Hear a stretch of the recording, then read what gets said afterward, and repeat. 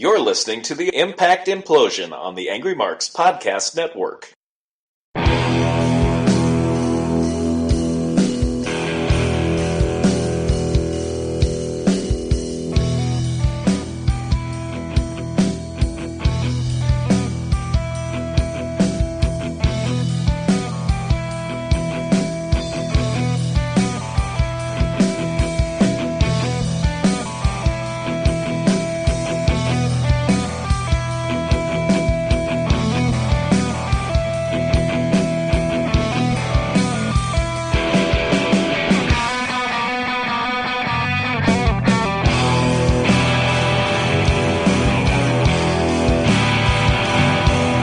Welcome, everybody, to this episode of the Impact Implosion. My name is Seth Drake, and as always, and on the other end is Mike Poland. Hello. This week's episode is going to be the Tournament of Nothing. Spoiler alert, people. Yes, indeed. We'll get into that in a minute. Yep. As always, I've got my alcohol with me. I'm sure Mike's got something that Yeah, but I don't drink. eats the pain. Ah, dang it. I wish. Yes. Probably be a fun drunk. Anyways, we got to talk about some Impact news.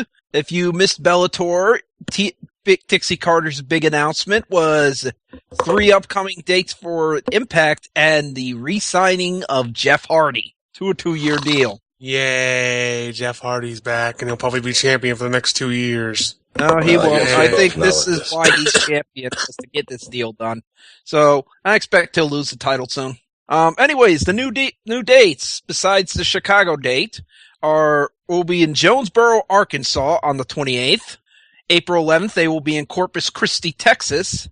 And in June 6th, while this episode of Impact will probably tell you it's in Atlanta, it's in Duluth, Georgia. Yay. So, not really Yay. Atlanta, but probably a suburb.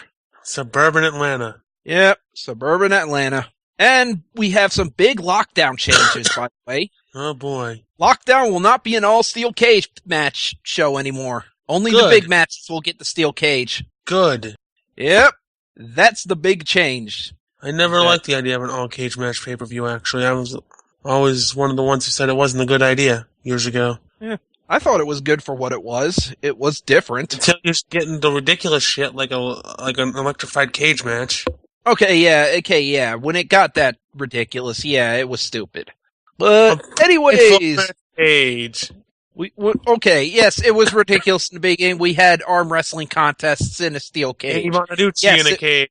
Yes, it was freaking ridiculous, but it was different. Anyways, we got Impact for you, and first of all, happy Valentine's Day to everyone. Huzzah, Valentine's Day. Yep, we'll be alone. Of course. Yep. Anyways, Impact Wrestling opens up with highlights of last week, and then Hulk Hogan makes his way down to the ring and gets a rock star ovation. And today really called Hulk Hogan the Beatles of pro wrestling. Oh, so is he Paul McCartney, Ringo Starr, George? I don't know which Paul, Ringo, or the other guy? Probably all of them. His ego's big enough, as big as all of them. Yeah, and then he probably has Yoko Ono in there too. Oh God, I guess that could be rough. No, he's himself Yoko Ono as well. Ono. Yoko Ono, he himself. Anyways, Hogan says it's safe to say they found some TNA maniacs tonight. That's because you're not in the Impact Zone. Yep, big TNA chant starts, and Hogan says he's heard some noise when he was slamming giants and winning titles, but this is pretty sweet too. Yep. He says he has a couple big things to talk about tonight, and first off, the world title match for Lockdown. He says there's so much talent that is hungry, and that he's found 8 guys, and tonight these 8 will compete in 4 matches that will decide who will be the number 1 contender, as Hogan will make the final decision, and he promises that it will be tonight when he makes the final decision. But we'll get into what the matches are RVD versus James Storm, Daniels versus Magnus, Kurt Angle versus Samoa Joe, Bobby Roode versus Austin Aries, and Coffee McCoffington. Sorry about that. Just kidding around, yeah. The crowd popped the biggest for the Joe versus Angle announcement, as probably they should. Yep. And Hogan's other piece of business is Aces and Eights. Apparently, Aces and Eights have called out the entire TNA roster for a war to end all wars at Lockdown. and Hogan says he made a phone call to his brother from another mother. Brother from another lover. Brother from another mother, Sting. And he introduces Sting to say what he has to say. Sting says it's showtime in London, and the fans of London aren't just some of the best fans in the UK, but some of the best fans in the world. Yay, Sting. Sting says that the Aces and Eights challenge has been accepted, and now he and Hogan are going to look up and down the roster and find 3 killers to be on his team. He says they're going to tear Aces and Eights' head off and put an end to them. I was about to say he was going to tear Aces and Eights' head off and skull fuck their head. Oh, God. There's a visual. Yeah. Sting asks Aces and Eights, what you going to do when the Stinger runs wild on you? Facepalm. Never heard that line before. Oh, from a different person, yeah. And the first match is Daniels versus Magnus. And The crowd was hot for Magnus, as they should. Of course. And Magnus gets the win. Yeah, Magnus did pretty well. Daniels was good in defeat. Kaz tried to interfere and got thrown out, and then Magnus threw his license to the crowd. Damn it, somebody else from that crowd can manage. Yeah, damn it, he's got $20. That cost him $20, probably. Did you go to the DMV to get it? I don't know. Went somewhere to get it. Anyways, in the back, Buddy Ray talks to Brooke Hogan. He talks about being disappointed himself because he's hurt. Apparently, he injured his quad. Or as he originally said, he tore his quad. Buddy, you tear your quad, you ain't even there. You're home. It's that Triple H. You take 8 months off. Yeah, you're done. So you injured your quad. He said he wanted to do 2 things, to marry Brooke and win the world title. Oh, dear God. Yeah, he says that he prides himself in being a warrior in the ring and everything has been going good of lately. But since it's Valentine's Day and they're in London, he won't let this ruin their time together. They're gonna go do some stuff and dance, even though on his bum leg. Oh, good Lord. Great. Anyways, back from the break, Magnus says that he may only be 26-year-old and a pup in TNA, but the fact is that ever since he was 19 years old, this has been his life and his religion. He says that... Hasn't he been there for like 3 years at this point? He's 26 years old, but yeah, he still considers himself a young guy, a pup in this company. Oh, he's young, but I mean, he's been there for like 3 or 4 years. He says that was taken away from him for 3 months by Aces and Eights, and when something is taken away from you and you realize how badly you need it, you take it and use it as fuel. He has more fuel in his tank than anyone else in this business, and he just proved to the fans and Hulk Hogan that he has what it takes to be a world champion. And the next match is going to be probably our match of the night. Joe and Angle. Joe and Angle. What a surprise. Yes. Match of the night until the ending, but we'll get to that. This was basically a lot of reversals. These two knew each other at this point. But the ending, the bullshit they fight ending. At least once a year. Yeah, the bullshit ending comes when Wes Briscoe and Garrett Bischoff come out. Assholes and eights. Yeah, the asses and eights. Run out and jump both of them to make a no contest. And then they get run off. They get run off, yeah, by the two of them. Good job, guys. Taz says, good job, guys. Yeah, even though, not really. Good job, guys. You beat them up for a minute, and then they cleared the ring around you. Nice work. Then Dixie Carter you will get promoted. Blossom Twins and Marty, who they called Party Marty, I don't know. Sounded like Hardy Marty, but they may have called him Party Marty, I don't know. Anyways, from British Boot Camp, and she says this is their chance to wrestle in the Impact ring and show that they can what they can do, even though Spud won the contest. And my person here says it's Party Marty, but anyways, I don't know. But their opponents are Jesse Tara and Gail Kim.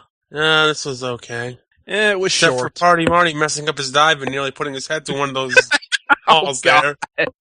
Oh, God. He overshot it a bit. Let's just say That's that. What I said. He's like, oh, crap, you should overshot that. He almost put his head through the wall. Yeah, and that was a steel wall, too. He almost put his head through a steel wall. Somehow. Yeah. Hopefully he's okay. Hey, Party Marty, it's your first match. I know you want to impress your hometown crowd, but maybe you shouldn't do the dives when you're not quite. By the way, someone told me that Jesse does his best Miz impersonation, but not catching him at all. Oh, goodness. Before he goes crashing into the rail. But in the ring, Gail Kim pins one of the twins. We don't know which one, honestly, because even the announcers kind of twins. Minus Joey Lawrence. One of the Blossom twins, but they don't know which one. No one does. I think it was Hannah. There's one of them, though. Anyways, Gail Kim beats her with the defeat. After the match, Gail gets on the microphone and says, once again, she proves why she is the most dominant knockout in TNA. She thanks Terrell for not being incompetent this time. Yep. And she looks at Tara and says that she has something that Gail wants. Of course, first Tara looks at Jesse, and then goes, "Oh no," because like her knockouts title. You idiot! Yeah, yeah, and she's like, Gail's married. Why would she want the? Yeah, she's married to a chef. She's married with somebody with at least some discernible talent. Yeah, she's married to somebody who can cook, and not somebody who's just there because he has. Never mind. Whatever. He's the narcissist. Says that Brooke Hogan told her that she is making a knockouts title match next week, and she wants Brooke to come out and give her the shot. Brooke comes out. Technically, she does get the shot. Yeah, but so does Brooks Tessmacher and Velvet Sky. Velvet Sky got a lot of catcalls. It's the British crowd. Yep. So it's a 4 corners elimination match. Goody. So nothing screwy happens. Brooke will be sitting at ringside when it happens and wishes them all the best of luck. Gail, Tara, ladies, best of luck. Yep. Anyways, footage of Dixie Carter's announcement on Bellator. And basically, then we get the replay of Hardy getting injured. In the back, we see Aries and Roode talking about their match tonight. They talk about Hogan being scared and that they're trying to divide him. And then they get into an argument about who's going to get what belt. Like, Roode can have the TV title and the Knockouts title, and Aries will take the world title. Roode says, I'll have the world title, you have the X Division title. And Aries is like, I've already done that. And they're going to do what's right for business. They're on the same, they think they're on the same page. Anyways, next, James Storm versus Bob Van Dam. Rick Von Darn. Yeah, Rick Von Darn. Yep. Who botches a Van Terminator. Oh, yeah. Well, I don't really think he botched it. I think he overshot it. Almost as bad as the guy in the last match. Yep. Yeah, the last match, yeah. He hit the ropes. He didn't hit anything. He hit the ropes. Even though James Storm moved out of the way, he should have not hit the damn ropes. Anyways, Storm James capitalizes on the opportunity and gets the pin. Yeah, with the last call super kick. Yeah. Yep. Anyways, in the back, Joseph Park comes to Hulk Hogan's office and says that some of the boys told him that he needed to learn how to politic. And he wants the world title at lockdown, and he's got buttons. He's got buttons. He got posters. Bob Backlund running for president in '95. Yep. Vote for him to be the next world champion. And no. Hogan's like, you even know what politicking is? You even know what a rib is. You even know what a rib is, and that's what they just did to him, and he tells them, go ask the boys what a rib is. It's not food.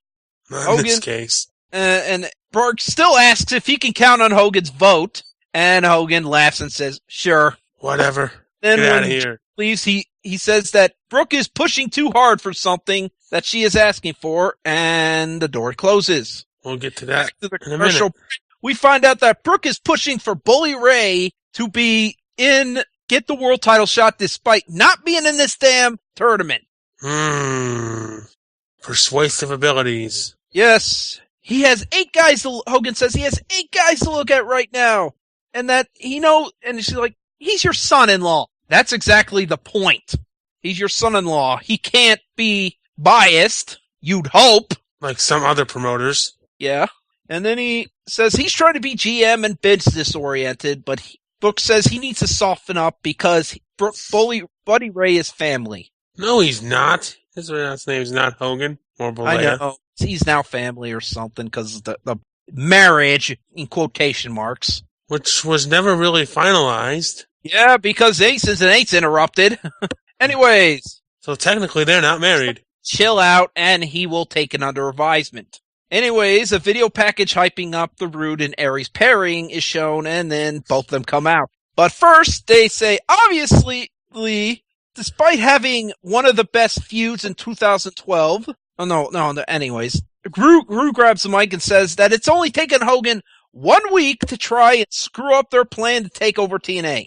Last week was Pinky only in the brain? because they plan on winning all the gold and finally bringing some prestige and honor back to them. Aries says that the plan tonight is so transparent, and if Hogan is scared, he needs to say he is. A big double Austin Aries chant goes out, and Austin thanks him, but he knows his own name. Ha ha ha ha ha. Yeah. Hogan's plan isn't going to work because they're on the same page and they know what has to be done. So they're going to do this real easy and tell the ref to ring the bell. Then both of them try the finger poke of doom, and neither one of them goes down. Yay. They get angry with this. And then we go to commercial. Well, yeah. Well, actually, no, we don't go to commercial yet. Then they do this whole thing where they keep poking each other and it doesn't work. Aries says, look, I'll go down. I'll be the bigger man. And which Roode's like, I am the bigger man. Look at me. And Aries says, it's a figure of speech. And then he lays down for Roode. Roode tries to take the pin, but Aries rolls him up and it's a kick out. And they're both pissed. And then commercial break. Yay. Back in the ring, both of them are locking up and brawling in a corner and shoving each other. They still argue about laying down for the other one, and they lock out. Then there's a whole thing where Roode tries to use the ropes, grabs his foot on the ropes while doing a roll. Not a foot, his arm puts his hand on the ropes while doing a roll-up, and the ref catches him. Aries then tries to do a roll-up with his feet on the ropes, and the ref catches him. Shenanigans. And then Anyways, at the end of the day, Hernandez and Chavo interfere. Get really good until those stereotypicals has to fucking come out. For no goddamn reason, they're coming out, and the two of them go to the... They took our titles. Yeah. Then the two of them go up there and confront them, and then they notice the referees counted to 10. They try to get to the ring, but of course they're trying to keep the other one out, so they both get counted out. Good work. Good work, and fuck you, Chavo and Hernandez, for interfering. So anyways, Hogan talks to Sting backstage, and they talk about beating each other up in Starrcade years ago. Do you really have to remind us of the Nick Patrick situation, where it's a fast count, but Nick Patrick counts fairly slowly, and Hogan gets the 3. Yes, and the Burrow beating Brooke just gave to him was worse. Nice job to bury Sting right there. Oh, jeez. Anyway, Sting says Hogan has a big announcement to make in it, and that's not him. Oh, by the way, Hogan doesn't know his way to the stage. Sting has to point him in the right direction. Hey, Hulk, you've been there for 3 years. You think you know where it is? Hogan, no, I guess this is because it's in a different stadium. Different It's venues, in Wembley. Yeah, it's in Wembley, but he's like, hey, Hogan, you're going the wrong way. It's the other way. And technically it's not the stadium anyways.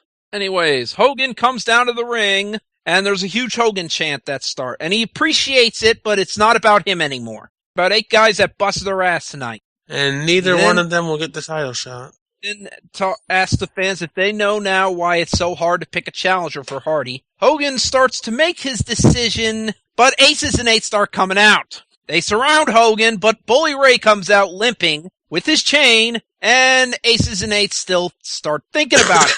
Then Sting comes out with 3 bats, and Aces and 8 decides to bail as the show ends. They are cricket bats. Of course. No, they're in England. Why wouldn't they be? 2 of them were baseball bats. 1 of them was a cricket bat. Anyways, dear Lord in heaven. Okay, we had 2 good matches. Okay, we had a few good matches, but we had 2 really good matches, which both got fucked over. Yep. We had Magnus and Daniels do very well. The 3-way was decent, and so was James Storm beating RVD. Both had botches of someone overshooting the other. Right. Damn it. Damn it, TNA. This show was flat. Flat as a freaking... Flat as a tire. Well, no, tires are more rounder than this show, has more air than this show did. Flatter than a basketball when it's left out in the rain. Yep. Flatter than even that basketball's still hard. Still got air in it, but anyways, flatter than a cardboard or pancake. Right. Show sucked. No, it could have been much better with the matches that were on it. Could have been much better. That's what it is. It's a disappointment. You booked some really good matches. 2 of them would deliver. 1 of them would be match of the night if they didn't fuck up, and the other one would have been decent. Would have been a decent comedy match, which is the 2 heels. Right. No interference. You understand why I called this the tournament of nothing? Because nothing Yes. was settled. Nothing. Nothing. So yeah, TNA. Good job. One more show left in the UK. You better do better, but seeing the spoilers, you probably are going to do a lot worse. Yeah. Sorry, people, if you don't want to know the spoilers. We're not telling you them. We're just telling you them. What we saw was pretty bad. Right. What kind of willpower do you have if you haven't read the spoilers yet? They've been out for 3 weeks. I don't know. Anyways, you got anything to sell? Yes, I do. March 1st and 2nd, IWE weekend, featuring Rene Dupree and Bushwhacker Luke on the shows. And doesn't Rene Dupree not look healthy? Rene Dupree's changed a lot since the last time we saw him. I know the last I heard of him, he was wrestling in Japan, so. I heard he was like or something. And then this one's a little farther off, but on July 6th, a promotion called Wrestling is Awesome will be running a show in Fairfield featuring stars from Chikara, Beyond Wrestling, and a bunch of other places, including the new Campeonatos del Playhouse and Chikara 3.0, Devastation Incorporated, Saturn, and Green Ant, and a bunch of other people that I haven't seen before. That should be really good. Anyways. Coming up. Oh, do you have anything else besides that? I do not. I have written my next Monster Crap induction, which is going to be the Oogie Loves movie. Oh dear. And it will be posted Saturday. Dear Lord, did I need a lot of liquid courage to finish that. Did you borrow from ODB? No, I didn't borrow from ODB. By the way, I should mention my bottle here has a tree that has the face of what I reacted to when I saw TNA this week, which is a stone face stare of what the hell. What the fuck? Actually, it has a stone face, not impressed, not amused by this show. So yes, my bottle basically tells you how I feel about Impact. And I think that is all we have to say on that. We will talk to you next week. Till then, see ya.